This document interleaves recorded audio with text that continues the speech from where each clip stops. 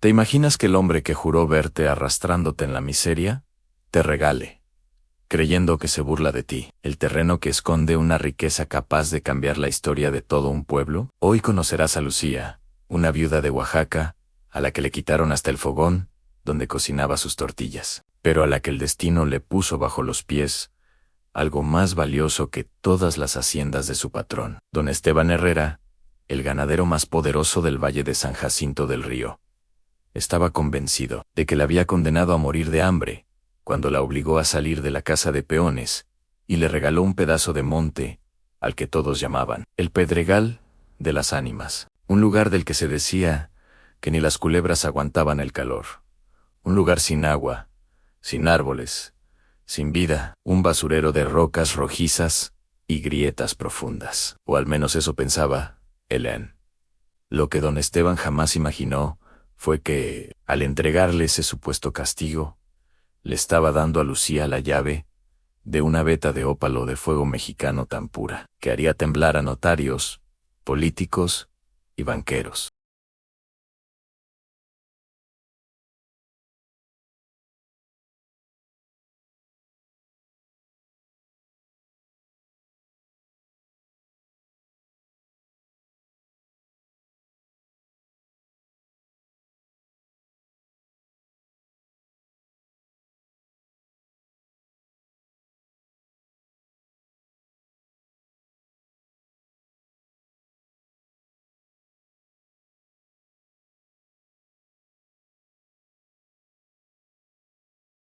Antes de sumergirnos de lleno en esta historia de lágrimas, fe y justicia, déjame hablar contigo un momento, de corazón a corazón. Dale like a este video ahora mismo si alguna vez sentiste que la vida te estaba quitando todo. Suscríbete al canal y activa la campanita para que YouTube te avise cada vez que subamos una nueva historia que toque tu espíritu. Escríbenos en los comentarios. ¿Desde qué ciudad y país nos estás viendo? Ahora sí, respira hondo, acomódate y prepárate para conocer lo que don Esteban le hizo a Lucía. Y lo que el cielo tenía preparado para él en la tierra caía sobre el ataúd, con golpes secos y huecos, y cada palada sonaba para Lucía, como si le fueran echando piedras sobre el corazón. El panteón de San Jacinto del Río estaba casi vacío, el cura cerrando el misal con prisa, dos vecinas murmurando que ya se hacía tarde, y unas cuantas velas temblando frente a una cruz de madera barata. No hubo banda, ni flores caras, ni palabras largas, solo el sol del mediodía pegando fuerte sobre la tierra resquebrajada, y el sepulturero cumpliendo su trabajo, sin mirar a nadie. A un lado de la fosa, Lucía apretaba la mano de su hijo Mateito, de 8 años, que miraba el hoyo con una mezcla de susto y confusión. «Tu papá está con Dios, mi amor», murmuró ella, sintiendo la garganta cerrada. «Desde allá arriba nos va a cuidar». El niño frunció el ceño. «¿Y Dios no lo puede regresar un ratito?», preguntó, con esa inocencia que duele más que cualquier insulto. Lucía no respondió, solo lo abrazó más fuerte, respirando el olor a sudor y polvo de su hijo, mientras escuchaba la última palada caer. Supo que en ese hoyo no solo quedaba Julián, sino también el poco techo seguro que tenían en la vida. Regresaron a la hacienda El Mirador caminando despacio por la vereda polvorienta. A un lado se alineaban los cuartitos de adobe de los peones con techos de lámina y gallinas flacas, escarbando entre latas oxidadas. Más arriba, en lo alto de una loma, la casa grande de don Esteban Herrera brillaba con sus paredes encaladas y sus ventanas de vidrio, como si fuera de otro mundo. Lucía había subido muchas veces a la cocina de esa mansión para lavar platos en las fiestas, pero siempre regresaba al mismo cuartito humilde, donde ahora la ausencia de Julián pesaba más que los adobes. Al entrar, el silencio la golpeó. La hamaca donde él dormía seguía colgando. Su sombrero de palma estaba en el mismo clavo. Los guaraches gastados esperaban junto a la puerta a unos pies que ya no volverían. Matito se dejó caer sobre el petate y abrazó la chamarra de trabajo de su padre, hundiendo la cara en la tela áspera, como si buscara el último rastro de su olor. «Tengo hambre, mamá», murmuró al rato. Lucía abrió el costal y encontró apenas un puñito de frijoles y media tortilla dura. Los calentó en el comal, los partió en dos y puso la porción más grande frente al niño. «Tú come.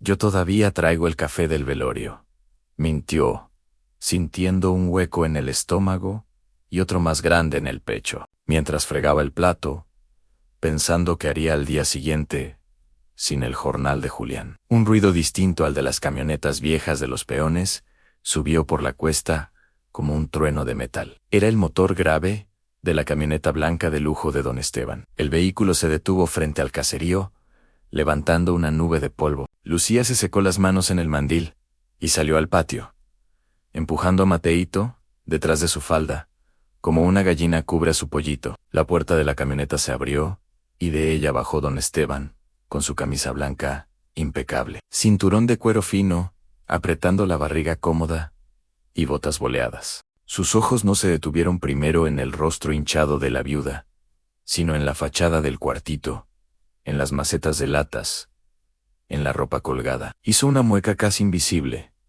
el gesto de quien evalúa algo que piensa desechar. «Lucía», dijo al fin, con voz seca. Lamentó lo de Julián. Era buen trabajador, hasta que dejó de servir. Así es el campo, Anu. Unos nacen, otros se mueren, y las vacas siguen dando leche. En cada palabra se clavó en la piel de ella como espina de nópol. «Gracias, patrón», alcanzó a decir, bajando la cabeza. Él levantó la mano para cortarla. «No vengo a rezar, vengo a hablar de cosas prácticas.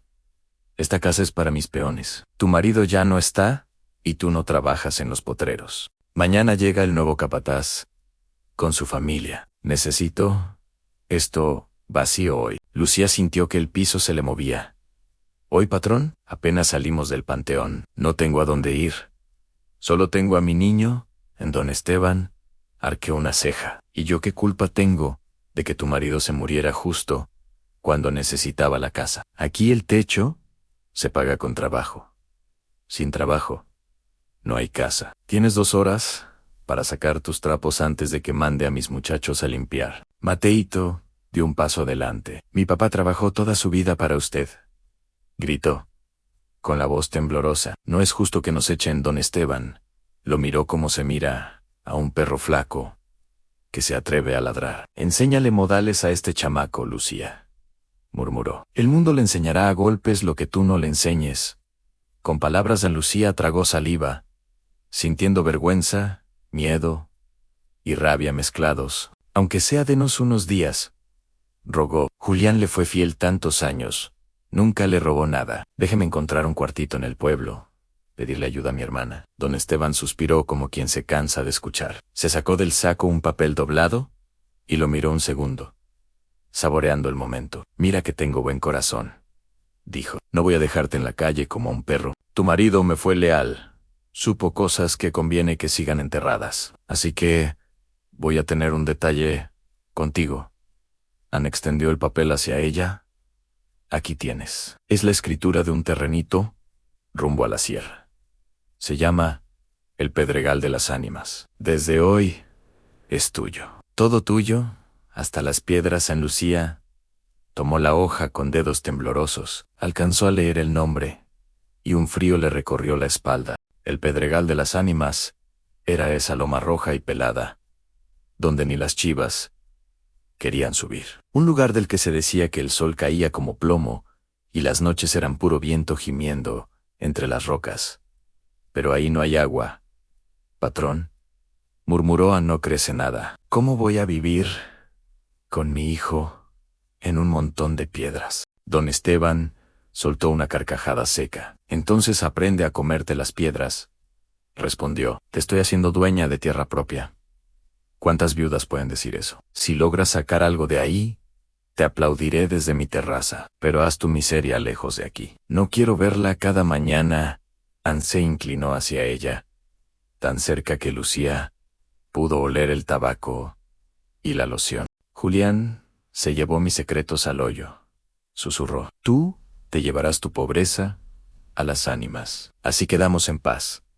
Luego subió a la camioneta y se fue, dejando tras de sí el ruido del motor y una nube de polvo pegada a la piel de madre e hijo. Cuando el silencio volvió, solo se oía el zumbido de las moscas. Lucía miró la escritura arrugada en sus manos, como si fuera una burla escrita en tinta. Un papel que decía propiedad, pero que olía a castigo. Sintió que las lágrimas, contenidas todo el día, amenazaban con desbordarse. Entonces escuchó la voz baja de Mateito, detrás de ella. Mamá, ¿de verdad nos tenemos que ir? Tengo miedo.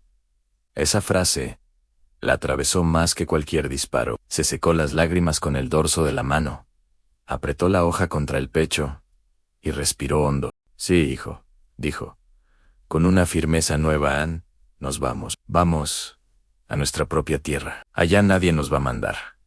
Entró al cuarto, amarró la poca ropa, la olla y las cobijas en 2 sábanas viejas. Colgó el bulto más pesado en sus hombros y le dio el otro al niño. Mientras el sol empezaba a esconderse detrás de los cerros y las puertas del caserío se entreabrían solo para mirar, sin ayudar. Madre e hijo salieron rumbo al camino polvoriento que llevaba a la sierra. Nadie los detuvo, nadie ofreció siquiera una carreta, solo el polvo levantado por sus pasos les hizo compañía. Lucía no lo sabía aún, pero cada paso hacia ese cerro, maldito, la acercaba, sin que nadie pudiera impedirlo, al secreto que un día haría temblar al mismísimo don Esteban. El camino hacia el Pedregal de las Ánimas se hizo eterno. El sol ya caía tras los cerros, pero el calor seguía pegando duro, y el polvo rojo se pegaba al sudor de Lucía y de Mateito. El bulto en la espalda de ella llevaba poca cosa: una olla, 2 cobijas, algo de ropa. Lo que pesaba era lo que se quedaba atrás, la vida entera en la hacienda. A ratos sentía la tentación de volverse, pedir perdón, aceptar cualquier rincón, pero luego miraba a su hijo cargando el fardito chico y apretando los labios para no quejarse, y entendía que ya no había regreso posible. ¿Falta mucho, mamá?, preguntó por tercera vez. Ya casi, hijito, respondió ella, apretando en la bolsa el papel arrugado donde un notario lejano había escrito que ese pedazo de cerro era suyo. El letrero apareció por fin en una curva de la terracería, en una lámina doblada, comida por el óxido, donde aún se leía prohibido tirar basura, Pedregal de las Ánimas. A partir de ahí, ya no había camino trazado, solo una vereda torpe entre mezquites y nopales cargados de espinas. Las piedras rodaban bajo sus guaraches, cada paso sonaba seco, como hueso golpeando hueso. Cuando coronaron la primera lomita y vieron todo el terreno, Lucía sintió que se le cerraba el pecho. Frente a ellos, la ladera roja bajaba larga y pelona. Casi nada de hierba, puras rocas filosas clavadas como dientes, grietas oscuras, matorrales resecos doblados por el viento. No se escuchaba agua, ni se veía un árbol grande, solo un aire caliente que silbaba entre las piedras, como si alguien se estuviera quejando debajo. Mamá, ¿de veras aquí vamos a vivir?, susurró Mateito, pegándose a su falda. Lucía recordó las historias de las ánimas que se aparecían en ese cerro en las noches de lluvia, pero se tragó el miedo. Sí, mi amor, esta es nuestra tierra. Aquí nadie nos puede correr, dijo, y en esa frase había más desafío que esperanza. Buscó con los ojos un rincón menos malo, y eligió un recodo donde 2 rocas grandes hacían como pared en él, algo resguardado del viento. Ahí dejó caer el bulto. La olla golpeó la piedra con un sonido hueco, triste. Sacó la lona vieja que había rescatado de la hacienda, la extendió y luego la recogió, calculando cómo colgarla. Vamos a hacer una casita de exploradores, le dijo a Matito, esforzándose por sonreír. Tú sostén aquí, yo amarro allá. Juntaron ramas secas, buscaron palos medio rectos, arrastraron piedras pesadas. Cada vez que Lucía quería clavar una estaca, el suelo la rechazaba. Abajo, todo era roca, o grava que se deshacía. Las manos se le llenaron de raspones. Una uña se le abrió hasta la carne. Pero ella seguía jalando nudos. El aire empezó a sentirse distinto. Ya no era solo calor, sino un bochorno pesado, que se pegaba a la piel y anunciaba agua. El cielo, que hace un rato era naranja, se fue poniendo morado, luego gris oscuro. Nubes gordas llegaron desde la sierra como si alguien las empujara. Un viento frío bajó de repente, cortante, y les golpeó la cara. «Mamá, el cielo se está enojando», murmuró Mateito, viendo los primeros relámpagos lejanos. Lucía apretó el último nudo de la lona entre las dos rocas. Aseguró las esquinas con piedras y extendió las cobijas en el suelo pedregoso. Por dentro estaba asustada, pero por fuera fingió calma. «Entra, hijito.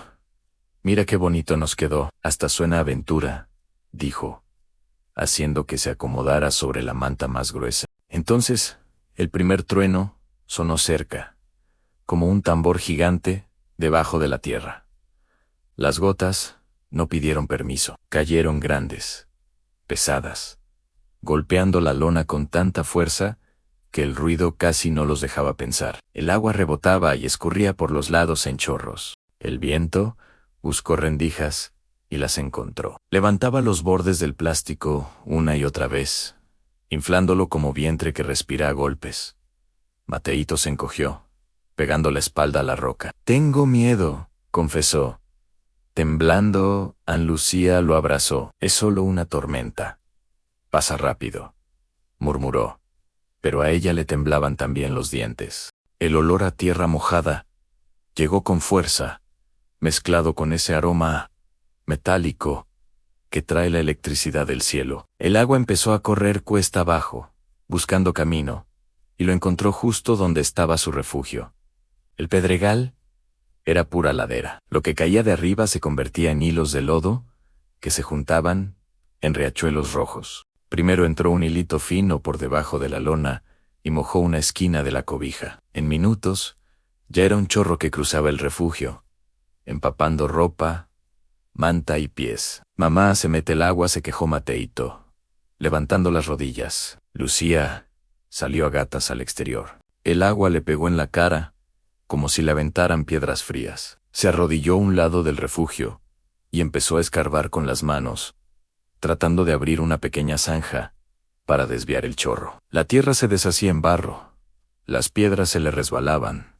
El agua insistía. De pronto, una ráfaga de viento más fuerte metió sus dedos por debajo de la lona y la levantó entera. Las piedras que la sostenían rodaron unos centímetros. Una estaca se soltó con un chasquido. «No», gritó Lucía, sujetando el plástico con las manos heridas. Otro relámpago iluminó todo el cerro, y en ese segundo de luz blanca, vio cómo la lona se inflaba como vela. El trueno llegó encima. El viento jaló por tercera vez, y el techo improvisado salió volando.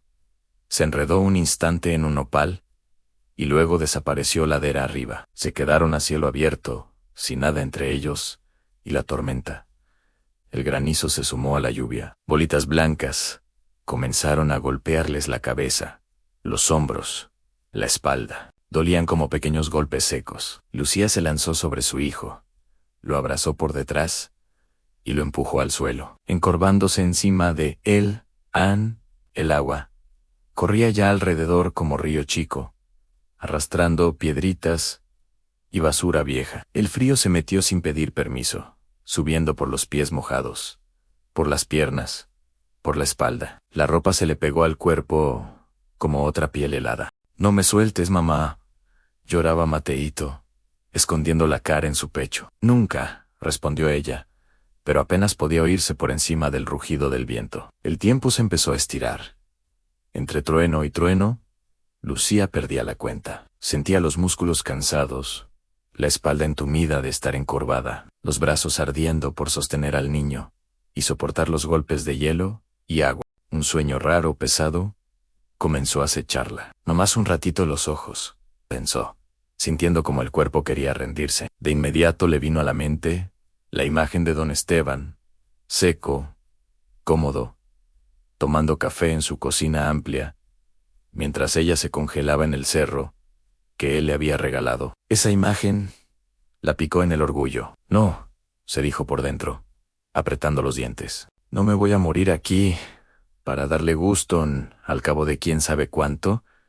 El estruendo empezó a bajar. La lluvia siguió, pero ya no pegaba con la misma furia. El granizo se volvió raro. El viento dejó de rugir y se quedó solo en soplido cansado. El pedregal, que hacía un momento parecía animal enloquecido, ahora respiraba más despacio. Lucía aflojó un poco los hombros, pero seguía encima de su hijo. Cuando por fin trató de incorporarse, un dolor sordo le recorrió todo el cuerpo. Se agarró de una roca lisa y se impulsó. El cerro era otro, en la capa de tierra suelta había desaparecido. En su lugar, la roca viva brillaba bajo charcos rojizos. Se veían zanjas nuevas, profundas, como cicatrices recién abiertas. La olla estaba a varios metros, medio enterrada en barro. Una cobija colgaba enredada en un nopal. El costal con la ropa ni siquiera se veía. La tormenta no solo los había golpeado, les había arrancado lo poco que traían. Matito seguía pegado a ella, con los labios morados y los ojos vidriosos. «Mamá, no siento mis pies», murmuró. Esa frase le atravesó el alma, más que cualquier trueno. Lucía se dejó caer de rodillas en el lodo rojo, con el rebozo chorreando y las manos raspadas. Bajó la cabeza y por primera vez dejó de fingir fuerza. «Perdóname, Julián», sollozó, mirando un punto cualquiera del cielo gris, como si de ahí pudiera escucharla. «Perdóname por traer a tu hijo a este infierno. No sé qué hacer. No sé cómo salir de aquí». Su voz se perdió en el aire húmedo. Solo se oía el goteo de las últimas gotas cayendo de las rocas y la respiración quebrada del niño. Entonces sonó algo distinto, un crujido lento, rítmico, que no venía del cielo ni del agua. Era el sonido de unas botas viejas aplastando grava mojada en crack. Crack, crack. Se acercaba, despacio, desde la parte alta del cerro. Lucía levantó la cabeza con esfuerzo. Entre la neblina baja que se levantaba de las grietas, apareció la silueta de un hombre. Venía encorvado, envuelto en un zarape de lana oscuro, con un sombrero de palma ladeado y un bastón de mezquite en la mano. La barba canosa le llegaba hasta el pecho, y debajo de las cejas espesas brillaban unos ojos pequeños pero vivos, de esos que parecen ver más de lo que deberían. El pedregal de las ánimas, que todos llamaban tierra maldita, no estaba tan solo como decían. Aquel viejo que surgía de entre las rocas caminaba hacia ellos, y con cada paso parecía traer no solo curiosidad, sino una respuesta que todavía nadie había pedido en voz alta. El hombre llegó hasta ellos sin apuro, como si la pendiente, las piedras, resbalosas, y el barro fueran parte natural de su cuerpo. Se detuvo a unos pasos de Lucía y de Mateito. Los miró primero a ellos, y luego al cerro entero, a las zanjas recién abiertas, a la lona hecha jirones, enredada a lo lejos, en un nopal, a la olla volcada. Respiró hondo, como si oliera la historia que la tormenta acababa de escribir en ese pedregal. De cerca, se veía más viejo de lo que lucía, imaginó. La piel cobriza estaba surcada de arrugas profundas, los labios partidos, las manos nudosas, sujetando el bastón con fuerza. Pero en esos ojos pequeños no había locura, sino una lucidez curiosa, casi infantil. «Vaya noche que les tocó, hija», dijo al fin, con una voz grave y rasposa que parecía salir de las piedras mismas. «La sierra no perdona cuando quiere limpiarse, pero por algo los dejó vivos». Lucía se enderezó como pudo, abrazando a su hijo con un brazo, desconfiando con el otro. Había oído de ese viejo en el pueblo. Algunos lo llamaban Don Tomás, otros simplemente loco del cerro, el que vivía entre barrancas hablando solo, buscando piedras raras en los arroyos secos. «No estamos para consejos, señor», murmuró ella, sintiendo que las lágrimas le volvían a arder. «Nos echó de la hacienda el patrón. La tormenta se llevó todo. Mi hijo No siente los pies. No sé ni cómo vamos a pasar la tarde. Si viene a decirme que este lugar está maldito, llega tarde, ya lo sé. El viejo no se ofendió. Acomodó el bastón, se quitó el zarape de lana de un tirón, y sin pensarlo, se lo tendió a Lucía. Cúbrele el pecho al niño, dijo. El frío de la mañana es traicionero. Se mete sin ruido, y luego no hay santo que lo saque. Ella dudó un segundo. El orgullo y la costumbre de no recibir favores luchando en su interior. Pero el temblor de Matito, bajo sus manos, fue más fuerte que cualquier idea. Tomó el zarape, áspero pero seco, y envolvió al niño desde los hombros hasta las rodillas. El calor fue inmediato, como si una hoguera se hubiera encendido entre la lana y el cuerpo flaco. Gracias, alcanzó a decir, casi sin voz. El viejo asintió, se agachó con un gemido de articulaciones viejas, y pasó la mano por el barro que cubría la roca. Sus dedos se llenaron de una mezcla de grava roja y pequeñas piedritas brillantes. Dicen en el pueblo que este cerro está maldito, que es el basurero de Dios, murmuró, dejando caer el puñado, como si hablara más para la montaña que para ellos. Pero la maldición no está en la tierra, hija. Está en los ojos de los que solo ven lo que pueden pisotear y vender rápido.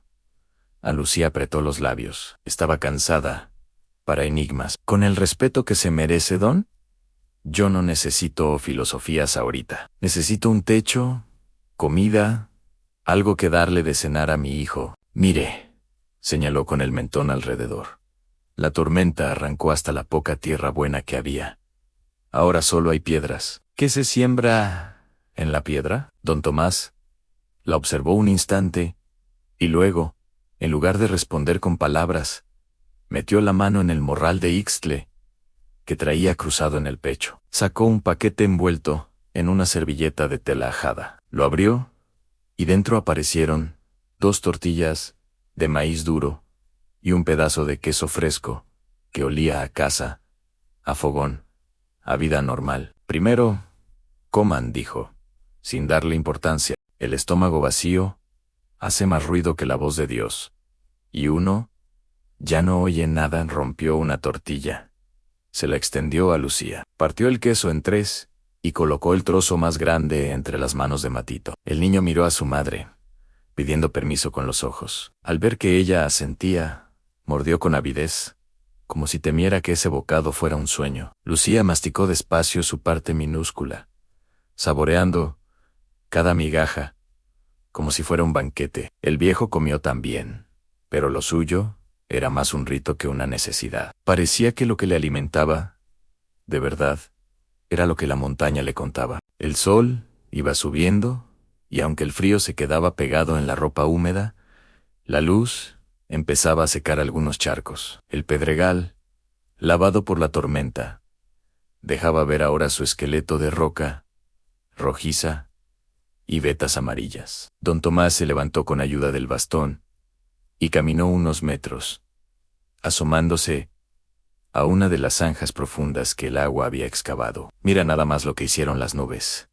murmuró, casi con admiración. Les gusta jugar de ingenieras. Metió la mano en el borde de la zanja, sacó un puñado de piedras chicas, se agachó, olfateó, las dejó rodar entre sus dedos. Algunos fragmentos devolvían destellos discretos cuando el sol los tocaba en cierto ángulo. Sus ojos se iluminaron apenas. Volvió junto a Lucián. Lo que ustedes ven como destrucción, yo lo veo como limpieza, dijo. El agua se llevó la máscara de este cerro. Ahora está enseñando la cara de verdad. No es un castigo, es un aviso. Lucía resopló. ¿Un aviso caro? No salió, respondió. Si la tormenta hubiera querido ayudarnos, no nos habría quitado hasta la olla. Matito, ya un poco más caliente bajo el zarape, levantó la cabeza. ¿Mamá? ¿Puedo ir a buscar mis carritos? Preguntó. ¿Se me perdieron cuando se voló la lona? Ella dudó, pero vio que el niño necesitaba moverse. Quedarse quieto allí, pegado al miedo y al barro, era como hundirlo más. No te alejes, le dijo, y cuidado donde pones los pies. El niño se levantó con torpeza, las botas empapadas hundiéndose en la grava blanda. Caminó siguiendo el rastro de la corriente que había pasado, buscando pedazos de sus juguetes. Don Tomás lo siguió con la mirada de reojo, como si ya esperara algo. Lucía, mientras tanto, empezó a recoger lo poco que quedaba útil: la olla abollada, una cobija llena de lodo que quizá aún podía limpiarse, un trozo de cuerda. Cada vez que se enderezaba, el viento le traía el olor a tierra mojada mezclado con algo nuevo, un aroma mineral, como de piedra recién partida, que nunca antes había notado. A unos 20 metros, donde la zanja se hacía más amplia y el agua remansada formaba una especie de poza, Mateito se detuvo. Se agachó para mirar mejor. Entre la grava lavada había algo que no se parecía a las piedras comunes. No era gris ni opaco. Era como un pedacito de vidrio, pero no del verde de las botellas ni del café de la cerveza. Tenía un corazón naranja, casi rojo, que brillaba cuando el sol lo alcanzaba. El niño lo recogió con cuidado, esperando que cortara, pero al tacto era liso, suave por partes, rugoso por otras. Al girarlo, vio como un fuego chiquito corría por dentro, como si alguien hubiera encerrado una llamita. ¡Qué bonito!, pensó. Miró alrededor y descubrió que había más, pequeñas chispas de color escondidas entre las piedras normales. Empezó a recogerlas sin pensarlo mucho, como quien junta canicas en la calle. Mamá Jala gritó al rato, con la voz aguda del descubrimiento: «Mire lo que encontré. Son piedras de fuego». Lucía pegó un salto. El grito de su hijo le atravesó el pecho. Temió que se hubiera cortado con vidrio o que hubiera resbalado a una grieta. Corrió como pudo, esquivando charcos, con los pies tropezando en la grava. Cuando llegó, lo encontró de pie, con las manos cerradas en puños, sonriendo de oreja a oreja. «¿Qué hiciste? ¿Te lastimaste?», preguntó, todavía sin aliento. «No, mamá», respondió el Enmiren. Abrió despacio una de las manos. Sobre la palma sucia descansaban varias piedritas irregulares, algunas claras, otras de tonos amarillentos, pero todas con destellos anaranjados, que parecían encenderse por dentro al contacto con el sol. Lucía las miró un segundo y frunció el ceño. «Tira eso, hijo. Son vidrios. Te vas a cortar», regañó, extendiendo la mano para quitársela. Antes de que pudiera hacerlo, la voz de don Tomás sonó detrás de ella, firme como no la había oído hasta entonces. «No las tires», dijo. «Ni se te ocurra». El viejo se acercó cojeando rápido. Se arrodilló en el barro sin importarle la ropa y tomó con delicadeza una de las piedras de la mano del niño. La levantó hacia el sol, la giró, la observó por todos lados, acercándola tanto a sus ojos que casi se pegaba la piedra a la pupila. Un brillo de emoción le cruzó la mirada. «Caray», susurró, como si hablara con un recuerdo. «Tantos años buscándote en los arroyos, y vienes a aparecer aquí, donde dicen que no hay nada». Lucía chasqueó la lengua. «¿Qué es, don? ¿Basura bonita?», preguntó, medio cansada, medio irritada. «Son piedras mágicas, ya dice mi hijo». Don Tomás sonrió, pero no con burla, sino con una especie de respeto. «Tu hijo tiene mejor ojo que la mitad del pueblo», respondió. «Esto es ópalo de fuego. ¿Y por el color que trae? No del barato». Lucía soltó una risa breve, casi histérica. «¿Ópalo? Eso venden en los collares de los turistas». «No, piedritas brillosas que se compran por kilo». Él negó, con la cabeza. «Hay ópalo de adorno, sí, el que se vende empaquetado. Pero esto no es cualquiera. Mira bien». Le tendió la piedra. Al tocarla, Lucía sintió primero que no estaba fría del todo, como esperaba, sino con una temperatura rara, entre tibia y neutra. La superficie era suave en unos lados, áspera en otros, como si la piedra hubiera sido arrancada a la fuerza de un seno más grande. Cuando el rayo de sol le pegó en cierto ángulo, vio naranjas intensos, rojos, un casi dorado que parecía moverse. «Parece fuego atrapado», murmuró, sin darse cuenta. Don Tomás asintió. «Por eso le llaman de fuego», explicó, porque el volcán se quedó guardado adentro. Para convencerla de que no era vidrio, el viejo buscó con la mirada algo que pudiera usar. Encontró un trozo de botella rota, incrustado en el barro, lo recogió con cuidado por el lado más grueso, y luego tomó una piedra de río lisa, que el agua había traído desde quién sabe dónde.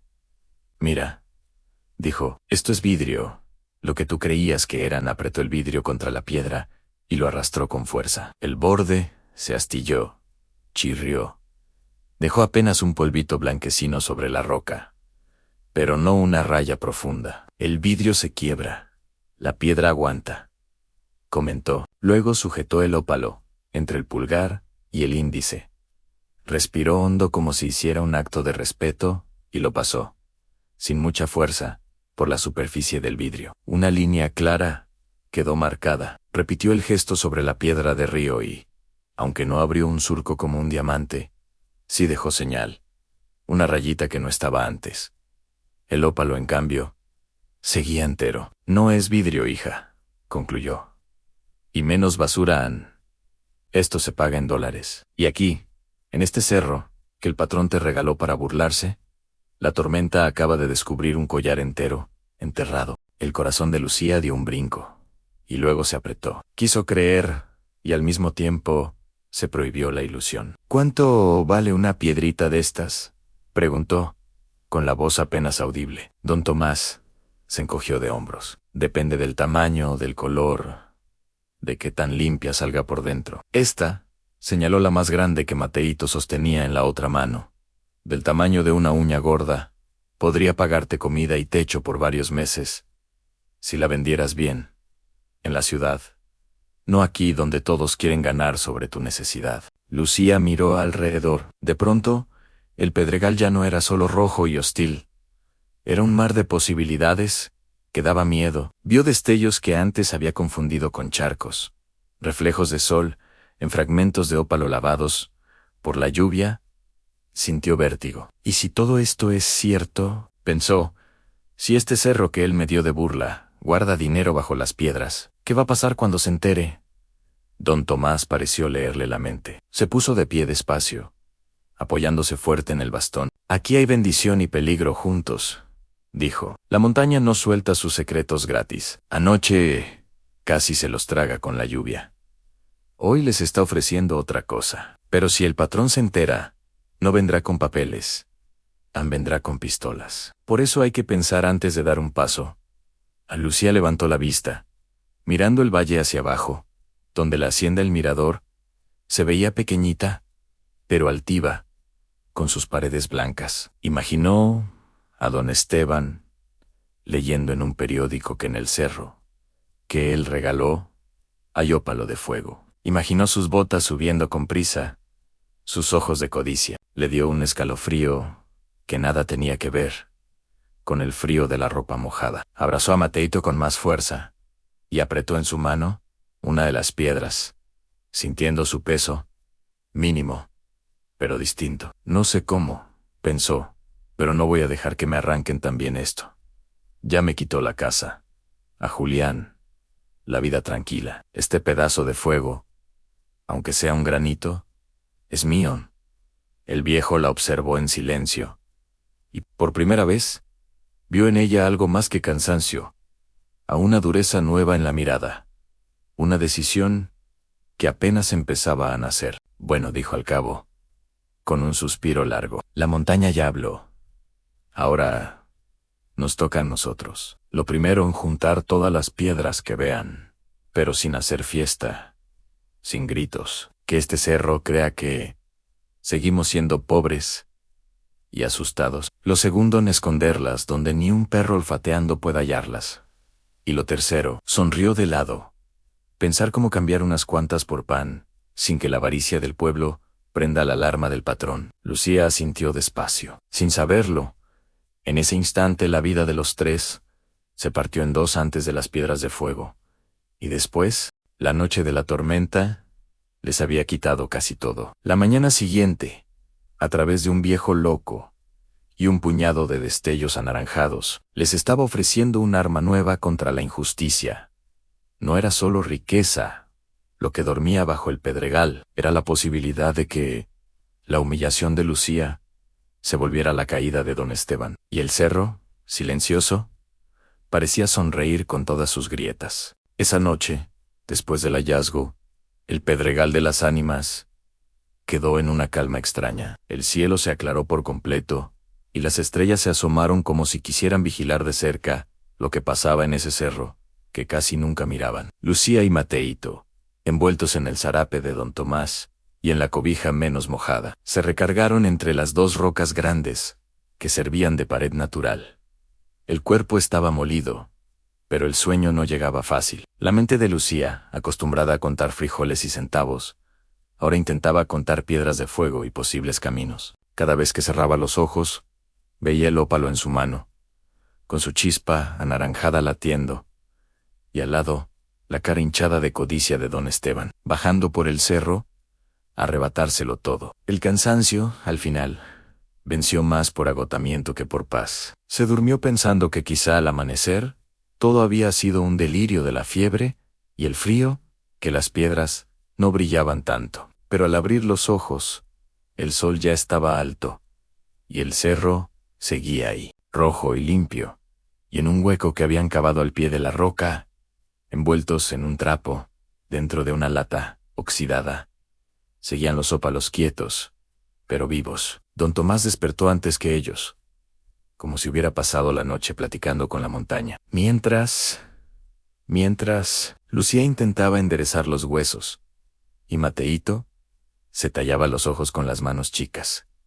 El viejo ya había puesto a calentar agua en la olla abollada, usando un puñado de ramas secas que había encontrado bajo unos mezquites. El olor a humo y tierra mojada se mezcló, recordando a Lucía las mañanas en la cocina de la hacienda, cuando las ollas servían para la gente de don Esteban. Era otro mundo, pero su estómago no distinguía. Rugió con la misma fuerza. Hoy tenemos que movernos con cabeza fría. Hija, dijo don Tomás, sorbiendo un poco de agua tibia, como si fuera café. El cerro ya hizo su parte. Ahora toca la nuestra. No podemos comernos las piedras. Para comprar tortillas, hay que cambiar una por billetes. Lucía se ajustó el rebozo, miró instintivamente hacia la lata enterrada, y sintió un peso dual en el pecho. Miedo por lo que guardaba ahí, y miedo por lo que pasaría si alguien más lo descubría. ¿Y a quién se le vende algo así?, preguntó. En el mercado no compran ópalo, apenas si compran huevos en don Tomás. Miró hacia abajo, hacia el caserío de San Jacinto del Río, que desde el cerro se veía como un puñado de casitas blancas, pegadas alrededor de la iglesia. En el pueblo hay un hombre que compra oro, plata, relojes viejos y piedras. Si huelen a negocio, se llama Eladio. Pero todos le dicen don Lalo. Tiene una casa de empeño y joyería. Es tacaño como mula sedienta, pero sabe reconocer algo bueno. Por eso mismo, hay que tratarlo con cuidado. Si ve hambre en tus ojos, te va a arrancar hasta la esperanza. El plan se fue armando entre sorbos de agua y bocados de tortilla fría, en escoger la piedra más pequeña, la menos vistosa, envolverla, aparte dejar las demás enterradas en la lata bien tapadas, con tierra y piedras, para que pareciera cualquier montón más.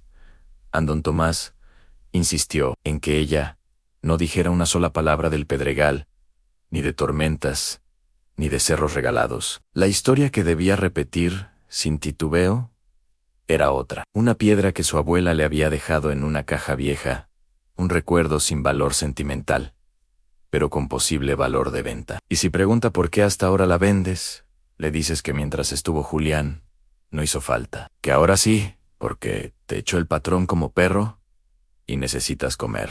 De eso, Eladio ya se enteró por el chisme. Eso, si te lo va a creer, en Lucía escuchaba, memorizando cada detalle. No le gustaba mentir, pero la realidad la había empujado tantas veces contra la pared, que la verdad pura ya no la protegía. Se sentía como cuando en la hacienda tenía que sonreír a los invitados pese al cansancio, y callar chistes sucios de peones borrachos. Ahora, ese talento para morderse la lengua sería su arma. Cuando todo estuvo claro, Sacaron la lata. Lucía eligió con dedos temblorosos la piedra más pequeña.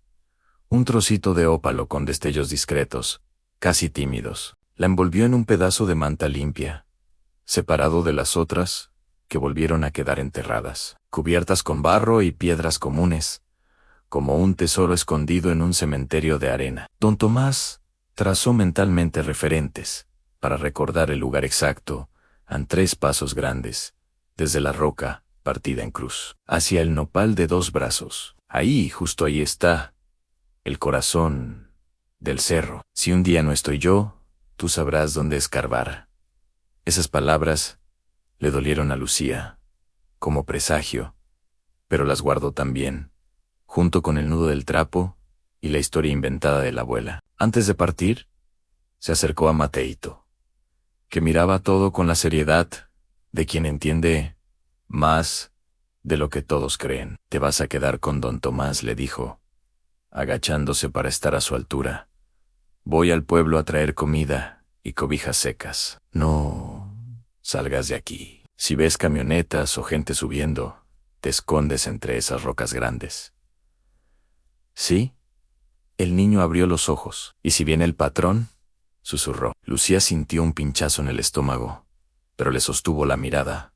Si viene el patrón, que te vea lejos, no puede pelear con lo que no ve, respondió. Lo abrazó fuerte, respiró hondo el olor a humo y barro de su hijo, como si quisiera guardarlo, y se soltó, antes de que la tristeza se la comiera completa. Bajar al pueblo resultó distinto a subir al pedregal. Las piernas, que por la noche se habían sentido de plomo, ahora parecían movidas por una cuerda interna hecha de urgencia y esperanza. El sol ya pegaba fuerte, y el barro de la tormenta se había convertido en charcos dispersos y costras pegajosas. Lucía iba con el rebozo cruzado, el nudo del trapo escondido entre la blusa y el pecho, tan pegado a la piel que sentía el borde de la piedra sobre el corazón. Cada vez que la terracería se abría y veía de lejos las tierras verdes de la hacienda de don Esteban, los cercos de madera, las vacas pastando tranquilas,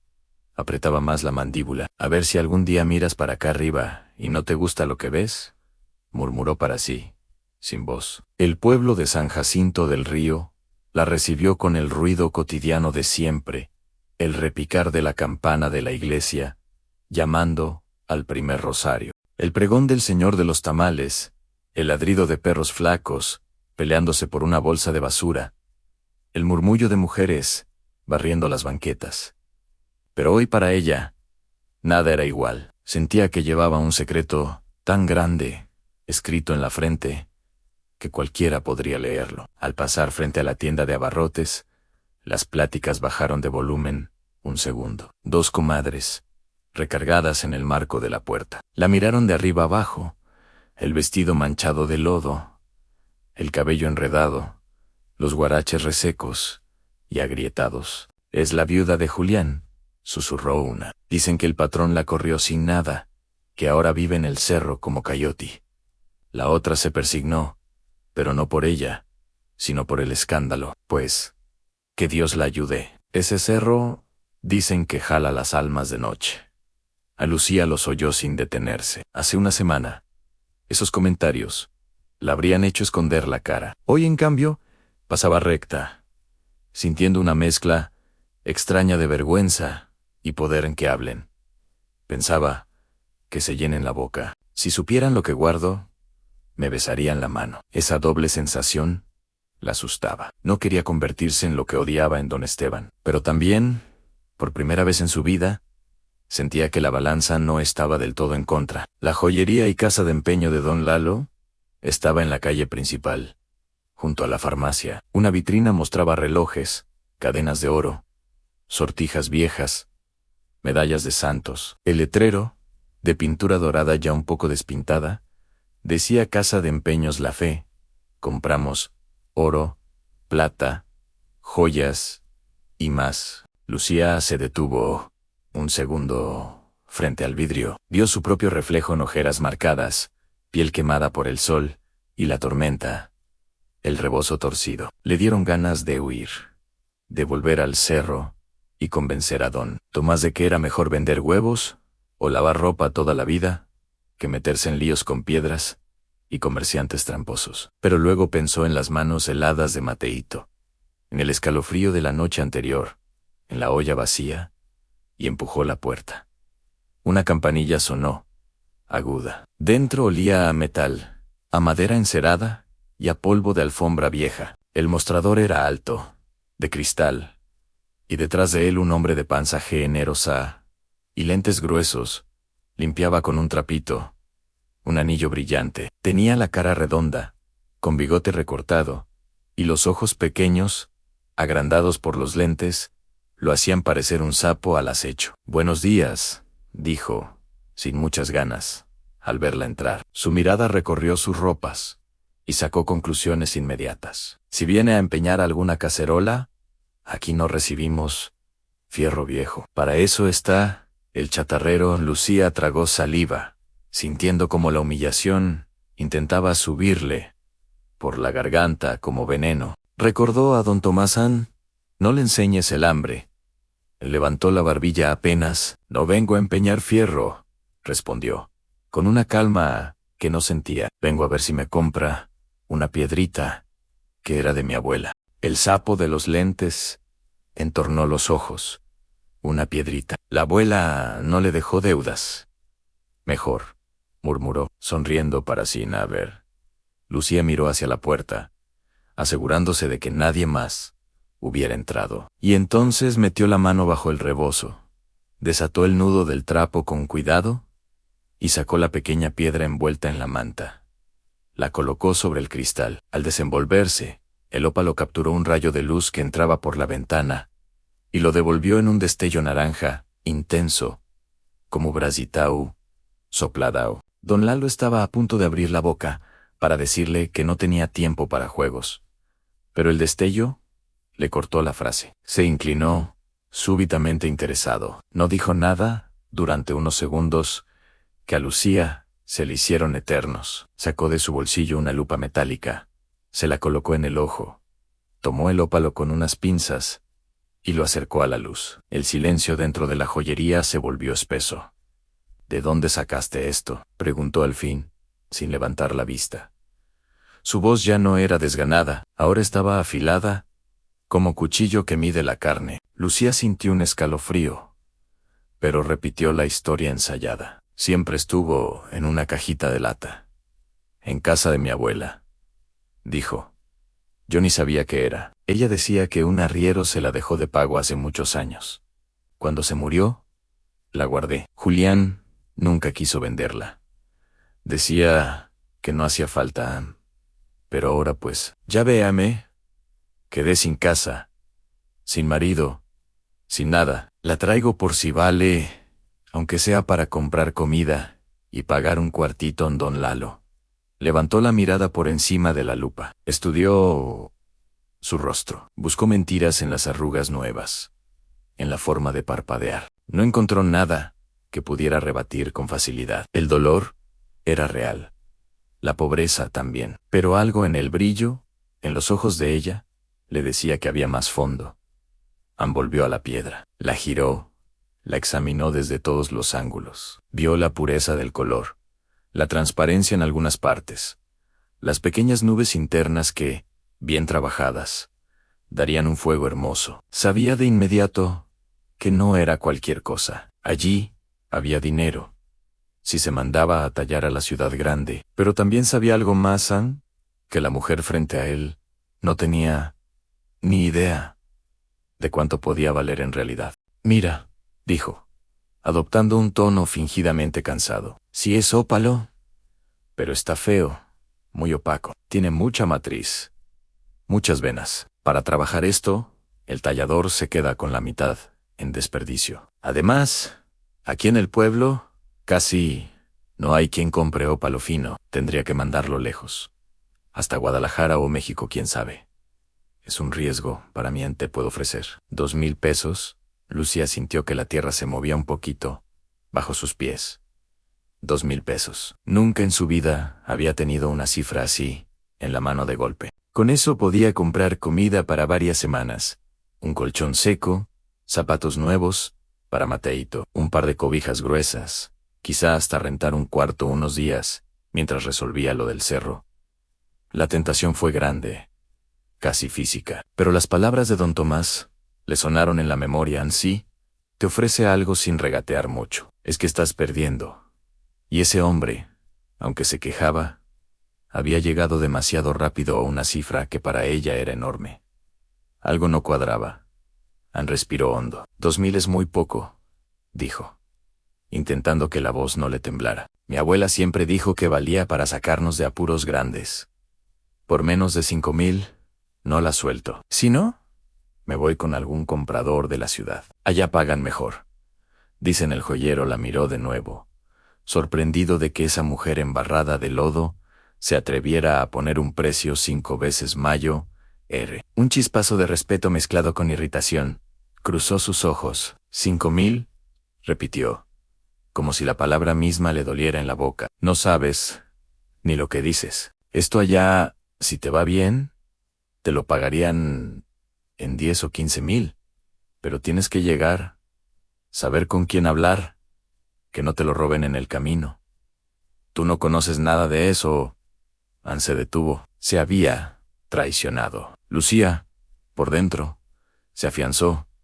Ann no sabía la cifra exacta, pero ahora estaba segura de que 2000 era un chiste. Por eso mismo lo traigo aquí, porque lo desconozco, replicó. Pero tonta no soy, don. Estoy pidiendo un pedazo del pastel. No todo. Hubo un breve duelo de miradas. Al final, la necesidad de ganancia rápida de don Lalo pudo más que su tacañería. Está bien, bufó. 4000. Y te vas olvidando de que pudiste sacar 5. ¿Es eso o nada? Hoy amanecí con alma de santo en 4000. Lucía supo que seguía siendo menos de lo justo, pero también supo que si estiraba más la cuerda, el hombre la rompería. Hizo como que dudaba un segundo más, solo para no mostrar la urgencia que le quemaba. Y luego extendió la mano. Trato. El joyero guardó la piedra en una bolsita de terciopelo, con movimientos nerviosos. Abrió una caja de metal bajo el mostrador y empezó a contar billetes. El fajo era grueso, verde, real. Los dedos de Lucía temblaron cuando él se los puso encima del cristal. Nunca había tocado tanto dinero junto. Lo guardó en el rebozo, apretado contra el cuerpo, y se sostuvo en la dignidad, en gracias. Que Dios se lo pague mejor que yo.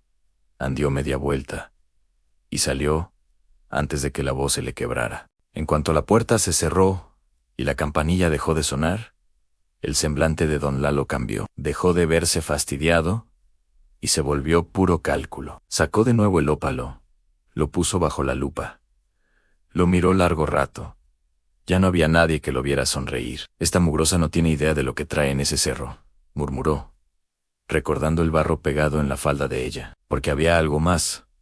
Había visto restos de tierra roja y negra en la piedra, una mezcla peculiar que reconocía de las minas artesanales del rumbo. No era casualidad. Esa herencia de la abuela olía a cerro recién llovido. Caminó hasta el viejo teléfono negro colgado en la pared y marcó un número que conocía de memoria. Al otro lado, en la hacienda, sonó el aparato en la oficina de don Esteban. El patrón, que revisaba papeles aburridos, levantó con desgano. Bueno, buenos días, don Esteban. Le habla Lalo, de la casa de empeño, dijo el joyero, con una cortesía untuosa. Perdone que lo moleste, pero creo que tengo una información que le puede interesar. Ya ve que uno siempre busca hacerle el bien a quienes mandan. Hubo un silencio ligero al otro lado. La voz de don Esteban se volvió un poco más atenta. Habla rápido, que no tengo tiempo para chismes. Don Lalo tragó saliva,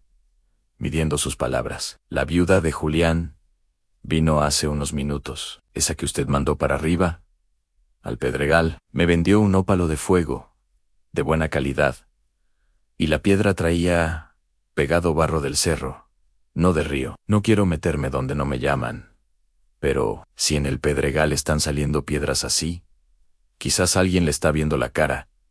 Patrón. En él, silencio esta vez, fue más largo, denso. Lalo Casi pudo oír el chasquido de la mandíbula de don Esteban, apretándose, el golpe de su mano sobre el escritorio. ¿Estás seguro de lo que dices?, preguntó el patrón, con voz baja, peligrosa.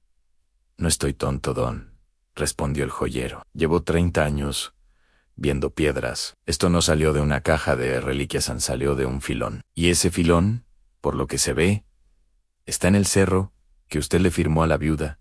Un ruido de silla, arrastrándose. Sonó del otro lado. Guarda esa piedra. No la vendas todavía. En un rato paso a verla, dijo Esteban. Y colgó sin despedirse. Lalo se quedó mirando el auricular unos segundos. Sonrió, satisfecho. Ya había ganado una vez con la compra barata. Ahora esperaba ganar otra, vendiendo la información. No midió que, al hacerlo, había encendido la mecha de algo más grande. Lucía, mientras tanto, caminaba de regreso por la calle principal, con los billetes bien escondidos. Compró tortillas, frijol, arroz, un poco de carne seca, 2 cobijas gruesas de oferta y un par de guaraches nuevos para Mateito. Cada compra era un pequeño triunfo, una bofetada silenciosa al recuerdo de don Esteban, echándola con las manos vacías. Al salir del último puesto, miró de reojo hacia la plaza. No vio nada raro. El mismo cura, charlando con unas señoras, el mismo policía municipal, bostezando recargado en la patrulla vieja. Respiró hondo, creyendo que el peligro inmediato había pasado, que el secreto seguía arriba, bien guardado en la lata. No vio, porque no estaba en su campo de visión, la polvareda que empezaba a levantarse a lo lejos, en el camino hacia el Pedregal. Una camioneta blanca, conocida, encendiendo el motor con don Esteban Herrera al volante, la mandíbula tensa y un brillo de furia nueva en los ojos. Mientras ella subía al cerro con comida y cobijas, la codicia, despertada por un timbrazo, ya había empezado a seguirle los pasos. Cuando Lucía dejó atrás las últimas casas del pueblo y volvió a pisar la terracería que llevaba al Pedregal de las Ánimas, el sol ya iba cayendo un poco hacia el poniente, dorando de rojo los bordes de los cerros. Llevaba las bolsas de mandado repartidas como podía, Ángel, en una mano, el costal con frijol, arroz y un poco de carne seca.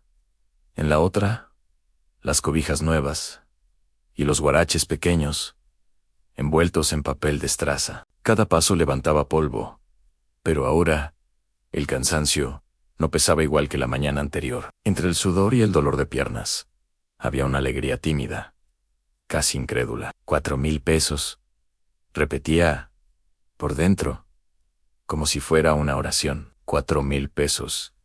Y todavía quedan muchas piedras allá arriba.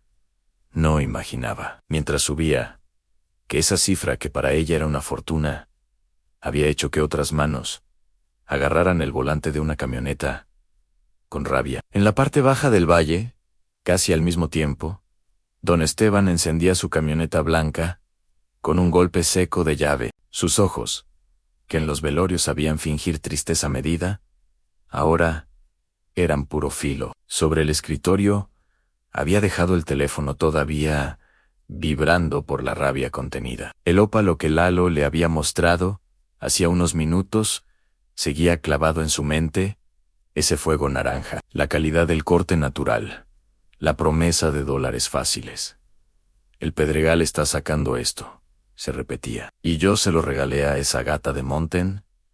El orgullo dolía más que cualquier cifra que pudiera imaginar. No era solo el dinero, era la idea de que una viuda pobre pudiera tener algo que él, dueño de la hacienda, había despreciado. Jaló aire por la nariz, metió reversa con brusquedad y salió disparado por el camino de terracería, levantando una nube de polvo que hizo toser a las gallinas del corral y a los peones, que lo vieron partir en silencio. Detrás de él, otras 2 camionetas más viejas arrancaron también.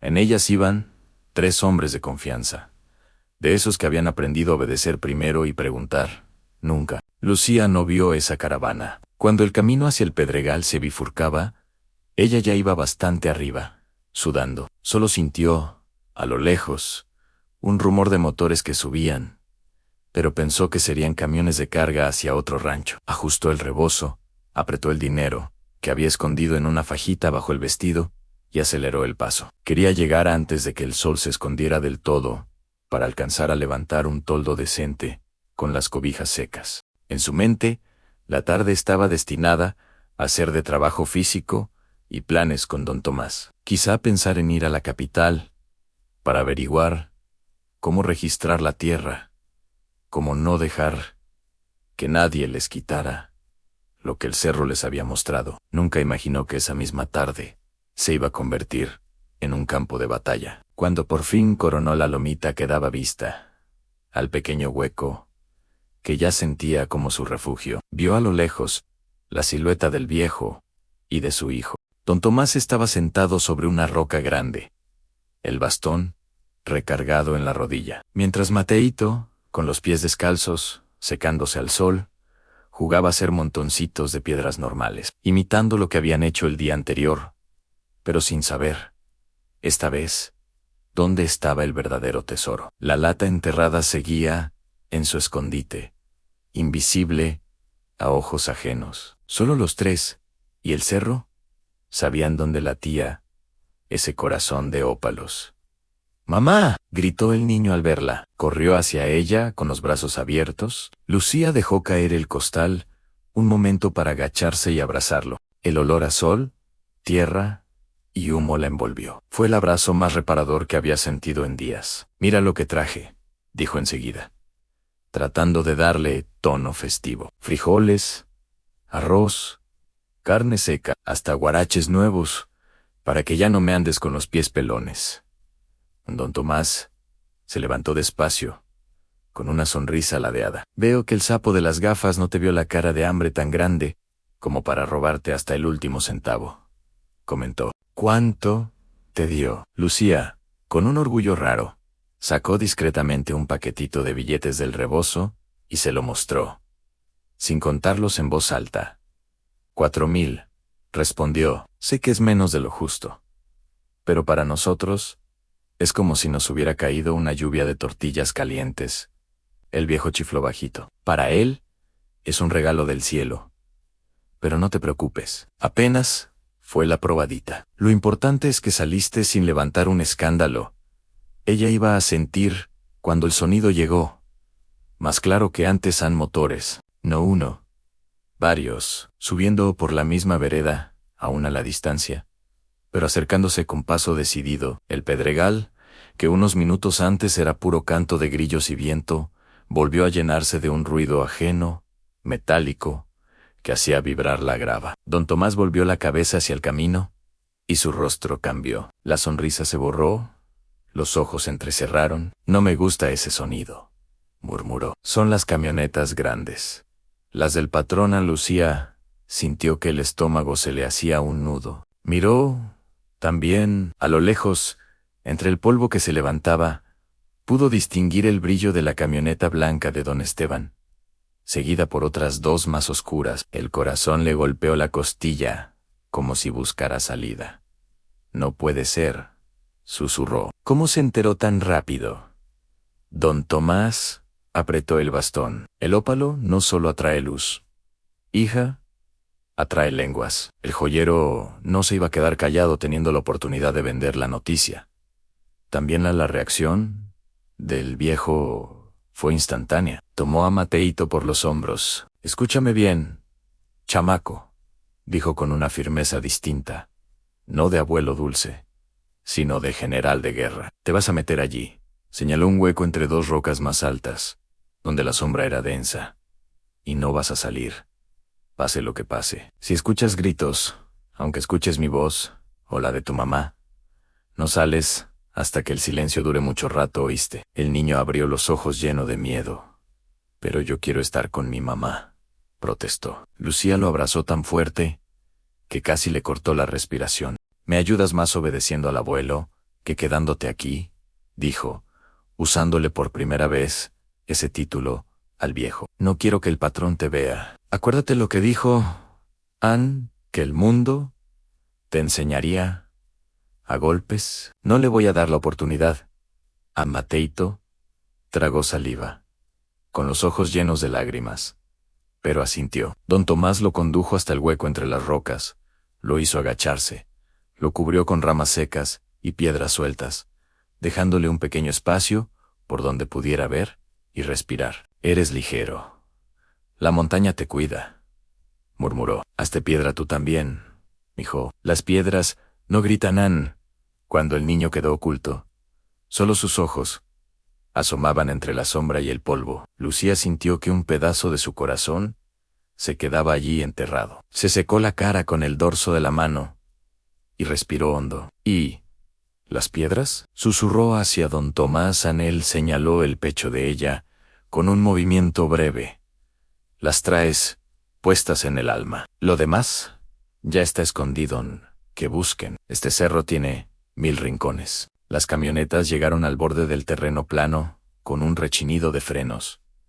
La tierra tembló un poco con el peso. De la camioneta blanca bajó primero don Esteban, con la camisa remangada y la gorra echada hacia atrás, los ojos brillando, con una mezcla de furia y entusiasmo que daba miedo. De las otras bajaron 3 hombres robustos, uno con bigote espeso, otro rapado, y el tercero con una cicatriz en la ceja. Todos con pistolas al cinto y la expresión fría de quien ya ha hecho trabajos sucios antes. Se acomodaron detrás de su patrón, como perros de pelea, esperando la orden. Esteban dejó que el silencio se instalara un segundo. Miró alrededor en las zanjas abiertas por la tormenta, la tierra roja lavada, la improvisada zona de refugio con cobijas, el zarape de don Tomás, las bolsas de mandado en el suelo. Sus ojos se clavaron en Lucía, parada a unos metros, con el rebozo apretado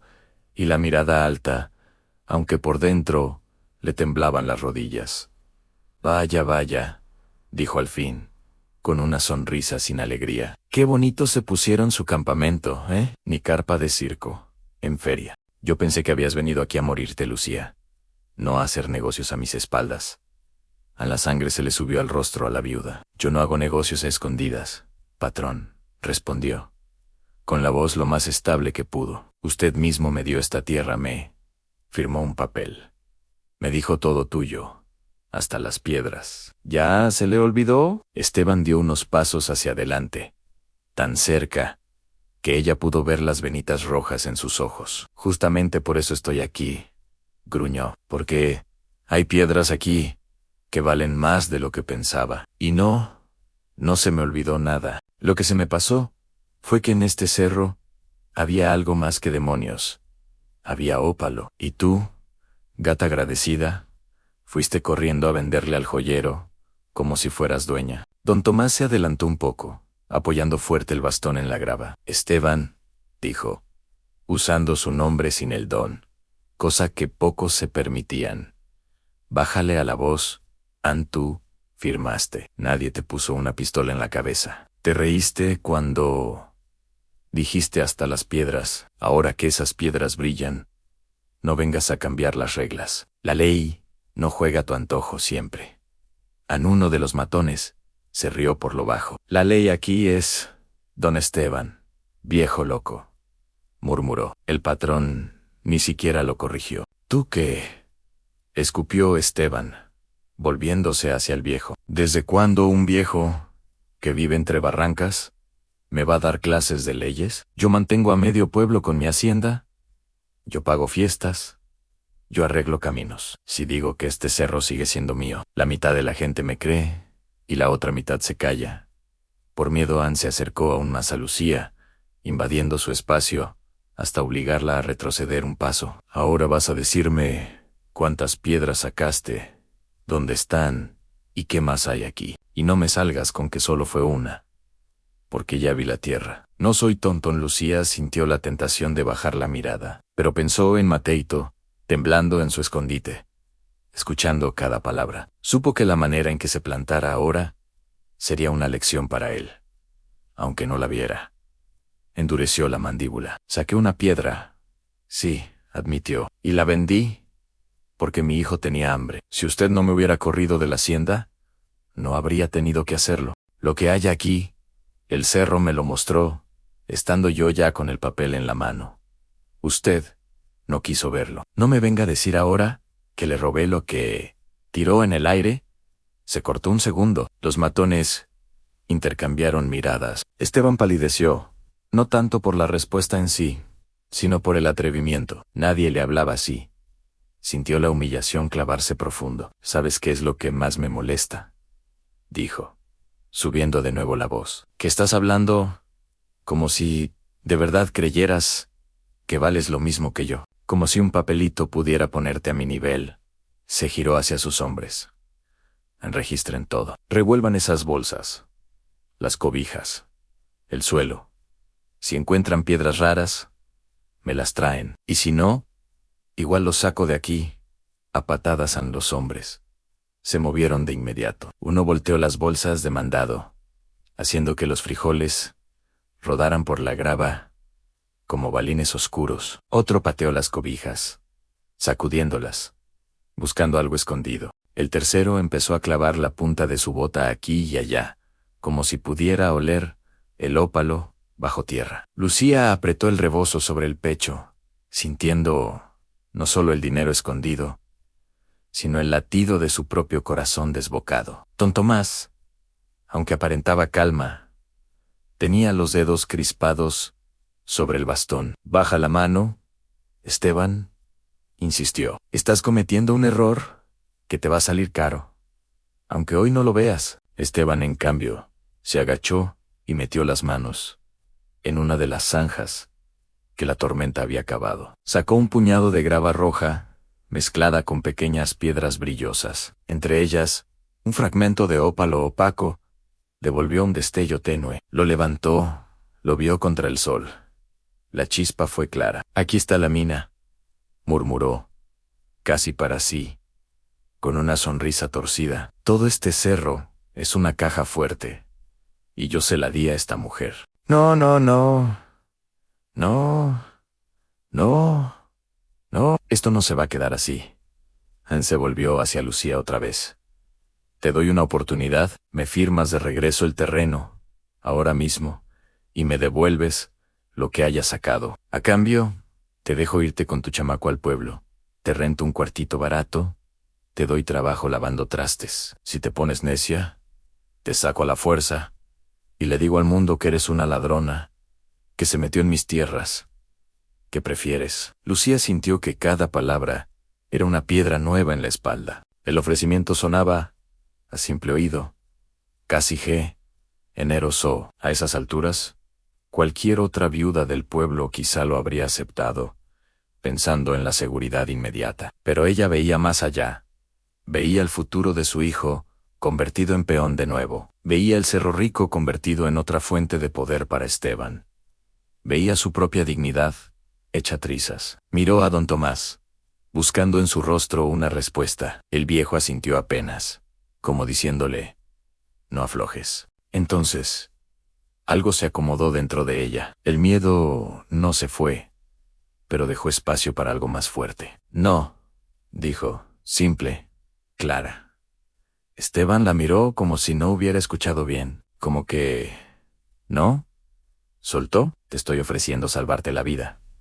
Mujer, Lucía apretó los puños. Aquí nos íbamos a morir anoche, congelados. Y no le importó. Ahora que hay piedras, si le preocupa mi vida, no. Esta tierra es mía. Tengo la escritura. Si me quiere quitar lo que me dio, va a tener que hacerlo con violencia. Y si me mata, que sea sabiendo que se está ensuciando más de lo que ya está. El silencio que siguió fue pesado. Los matones se detuvieron un segundo, sorprendidos por la negativa. Esteban sintió cómo el orgullo herido se convertía en rabia ciega. ¿Violencia? ¿Quieres?, dijo, sacudiendo los hombros, como quien se prepara para un pleito. De la cintura sacó una pistola cromada, que hasta ese momento había permanecido oculta. El brillo del metal bajo el sol cayó sobre la cara de Lucía como un latigazo. Matito, desde su escondite, apenas alcanzó a ver el movimiento de la mano del patrón y el destello, y tuvo que taparse la boca con ambas manos para no gritar. Don Tomás levantó el bastón, no como arma, sino como señal. Ya basta, tronó. Esteban, Piénsalo. Hoy puedes ganar piedras, sí, pero vas a perder el poco respeto que te queda.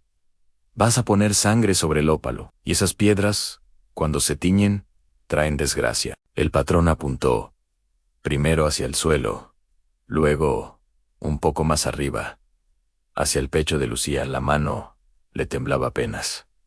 No por miedo, sino por la mezcla de adrenalina y odio. Te lo voy a decir una vez más. Lucía, gruñón, dame las piedras. Sé que traes algo encima, ni... Llama al chamaco. No voy a dejar cabos sueltos en mi cerro en ese momento. El tiempo pareció estirarse. El viento se quedó en pausa. Las nubes se detuvieron. Lucía sintió el cañón frío apuntándole. El sudor escurriendo por la espalda. Los latidos en la garganta. Sabía que cualquier movimiento brusco podía ser el último. Sintió bajo el rebozo el bulto de dinero.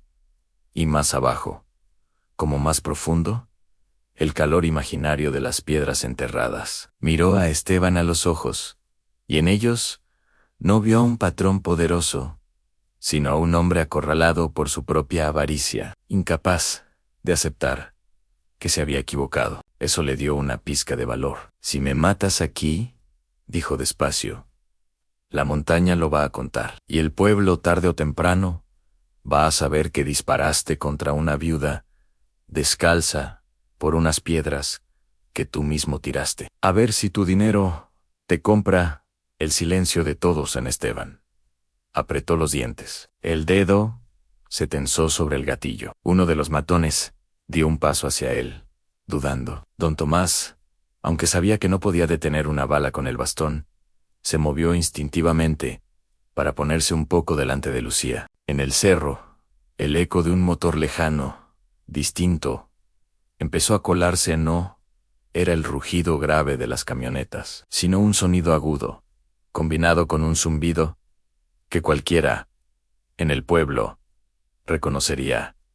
Eran sirenas. El aullido, primero bajito, luego más claro, subía por la vereda. Nadie lo notó en ese segundo congelado. Esteban, con la vista nublada por la rabia, empezó a apretar el gatillo. Lucía cerró los ojos un instante, esperando el trueno final, pensando en Mateíto enterrado, en Julián, en las piedras de fuego. El pedregal entero contuvo el aliento, y justo cuando el mundo parecía reducirse a un disparo, un estruendo diferente, más seco, más poderoso, retumbó desde abajo, abriendo una grieta nueva en el destino de todos los que estaban en ese cerro. El trueno que rompió el aire no vino del arma de don Esteban, sino de más abajo, del camino. Un disparo seco reventó contra una roca a pocos centímetros de su brazo, haciendo saltar astillas de piedra y obligando al patrón a levantar instintivamente la mano. La bala de la pistola cromada se perdió hacia el cielo, silbando inútil. Casi al mismo tiempo, el aullido de las sirenas subió con toda su fuerza por la vereda, mezclado con voces amplificadas por megáfono. Policía estatal, nadie se mueva. Armas al suelo, ahora mismo. Las camionetas de don Esteban quedaron cercadas en cuestión de segundos por dos patrullas con luces rojas y azules, parpadeando, que apenas si cabían entre las piedras. De ellas bajaron varios agentes con chalecos antibalas, cascos y fusiles listos. Nada que ver con el policía gordo y somnoliento del pueblo. El patrón, con el brazo aún alzado por la sorpresa, tardó un par de segundos en entender que, por primera vez en mucho tiempo, ya no era él quien mandaba allí. Los matones reaccionaron primero por instinto, llevando la mano a sus pistolas, pero un nuevo disparo de advertencia. Esta vez, al suelo frente a sus botas, los desarmó en seco. «¿Soltando las armas ya o se los carga el diablo conmigo de testigo?», tronó la voz del comandante. Un hombre alto, moreno, de mandíbula cuadrada, que subía la pendiente sin perder el aliento. Los tres tiraron las pistolas, como si quemaran, y levantaron las manos. Don Esteban, en cambio, intentó recuperar la compostura. Bajó el arma lentamente, apretando la boca. «Oficial, aquí hay un malentendido», dijo, agitando la pistola en el aire como si fuera una pluma. Este cerro es mío. Esta mujer y ese viejo se metieron sin permiso. Solo estaba defendiendo mi propiedad.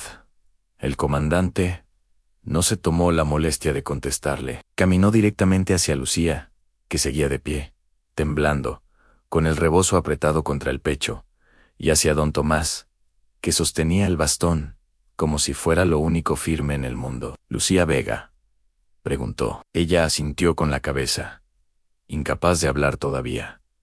«¿Y usted? Es Tomás», dudó. «Tomás Reyes», completó el viejo, con una media sonrisa cansada. Aunque en otros tiempos me decían licenciado, en el comandante asintió apenas, como si esa parte ya la supiera. «Recibimos su denuncia desde la madrugada, doctor», dijo, usando un título que resonó raro en ese cerro. «Venimos por intento de homicidio, amenazas y posible despojo». Llegamos justo a tiempo. Por lo visto, don Esteban soltó una carcajada amarga.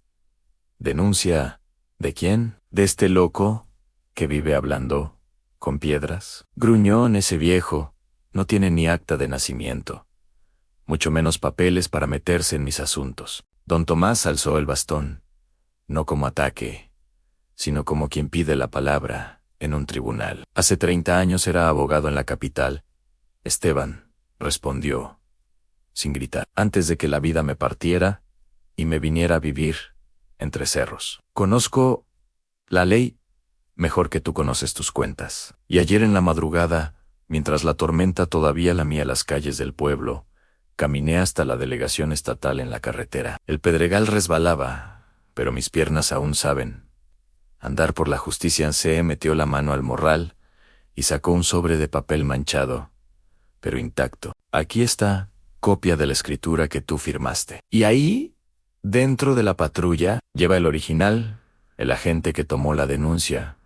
El comandante hizo una seña, y uno de los policías se acercó con una carpeta de plástico, donde sobresalía un documento, conocido en la escritura, de la donación del Pedregal de las Ánimas. «Artículo Fula, UNU, cláusula especial», leyó el oficial, marcando con el dedo la parte importante. «Cedo la totalidad del terreno, incluyendo superficie, árboles, piedras y subsuelo, hasta donde la ley lo permita, sin reserva alguna de explotación futura». Levantó la vista hacia Esteban. «Este papel está debidamente registrado en la notaría y en el registro público. No fue falsificado. An usted mismo lo firmó hace semanas. Y delante de 2 testigos, según consta aquí, don Esteban sintió que el suelo se le movía. Eso fue una broma, una formalidad», tartamudeó. «Yo no sabía de ningún ópalo». «Me engañaron», don Tomás negó con la cabeza. «La ignorancia no borra la tinta», dijo. «Y la avaricia no sirve como excusa». A uno de los agentes, siguiendo instrucciones, se acercó al patrón y, con toda la formalidad del caso, le pidió la pistola. Le vació el cargador y la guardó en una bolsa marcada como evidencia. Otro, por orden del comandante, le dio vuelta a los bolsillos del pantalón. De uno de ellos sacó un pañuelo arrugado que no era suyo. Era el trapo de Lucián. Lo desdobló frente a todos. 11 ópalos de fuego, sucios de tierra roja, brillaron bajo el sol, devolviendo destellos naranjas y dorados, como si fueran pequeñas antorchas.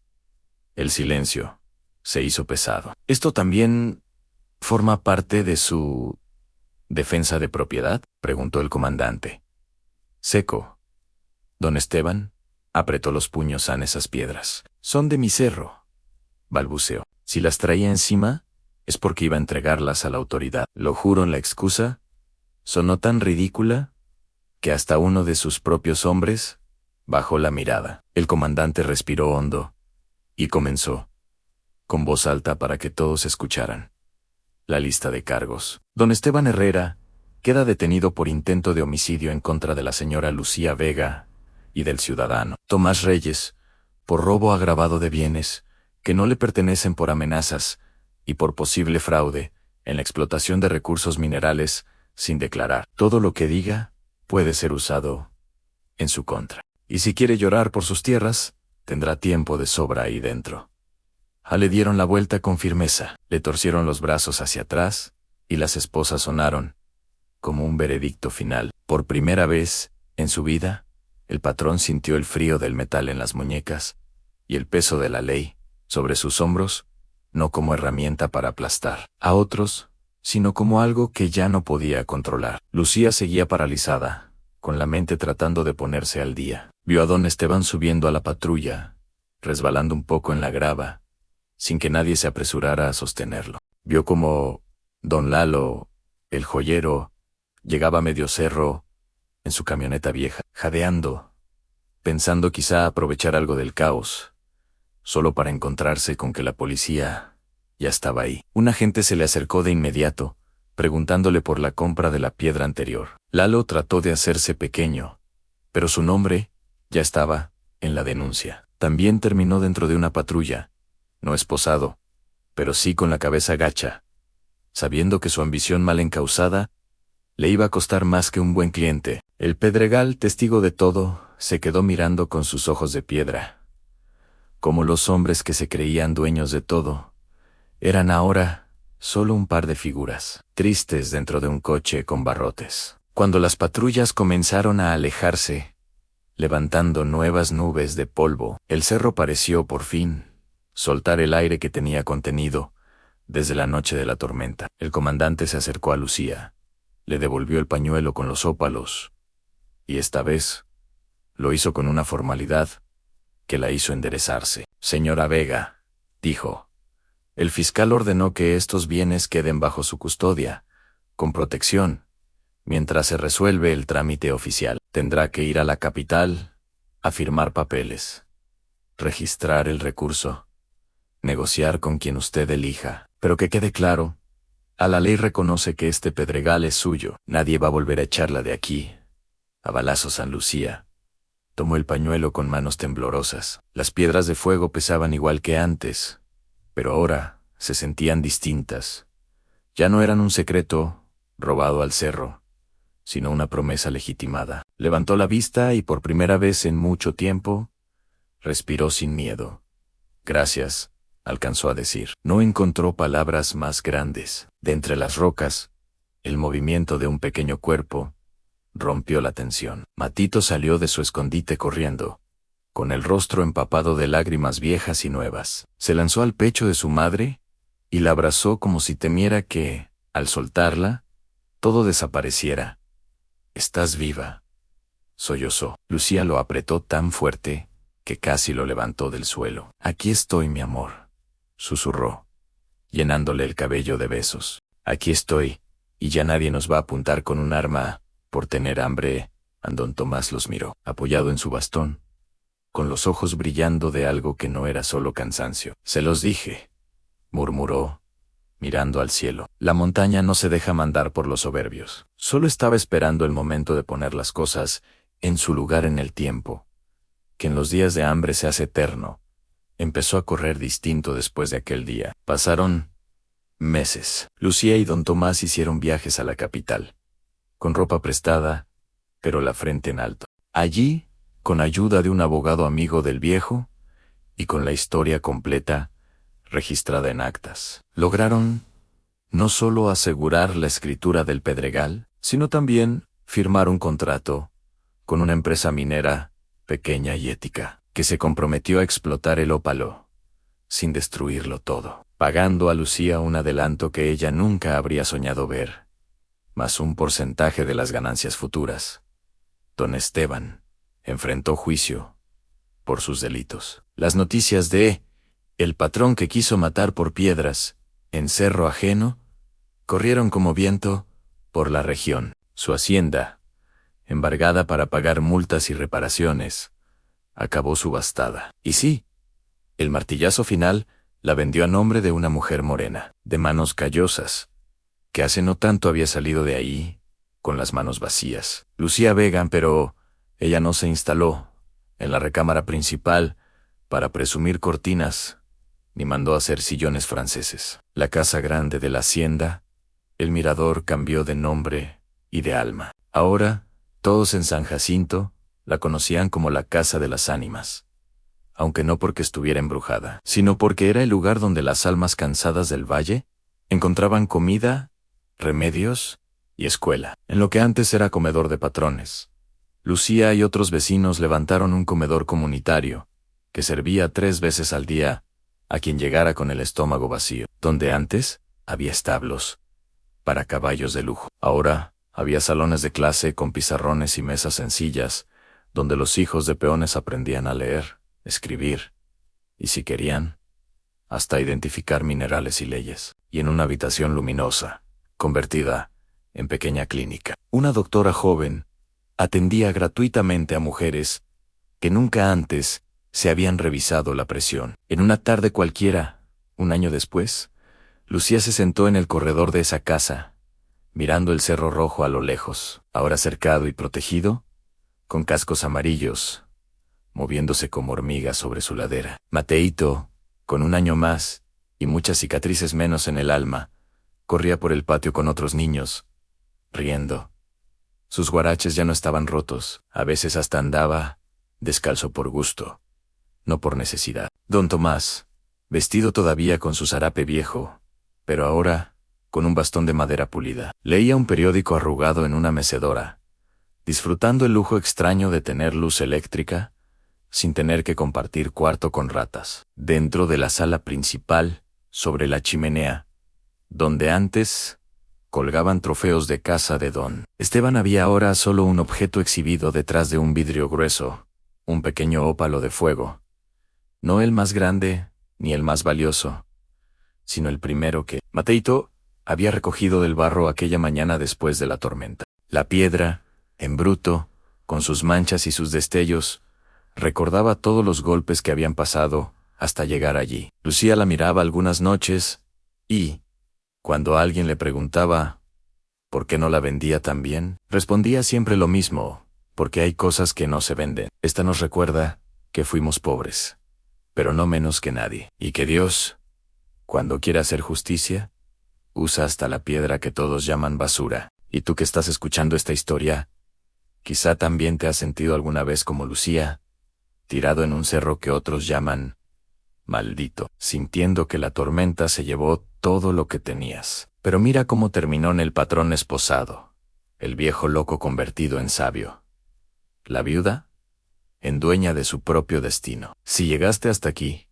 escribe en los comentarios la frase: la justicia tarda, pero llega, para que sepamos que no estás vencido. No olvides suscribirte al canal y activar la campanita, porque cada semana te cuento historias como la de Lucía, que prenden fuego en el corazón, igual que esos ópalos del Pedregal. Y comparte este video con alguien que necesite recordar que, incluso en sus noches más oscuras, puede estar caminando sobre el tesoro que cambiará su vida. Nos escuchamos en la próxima historia.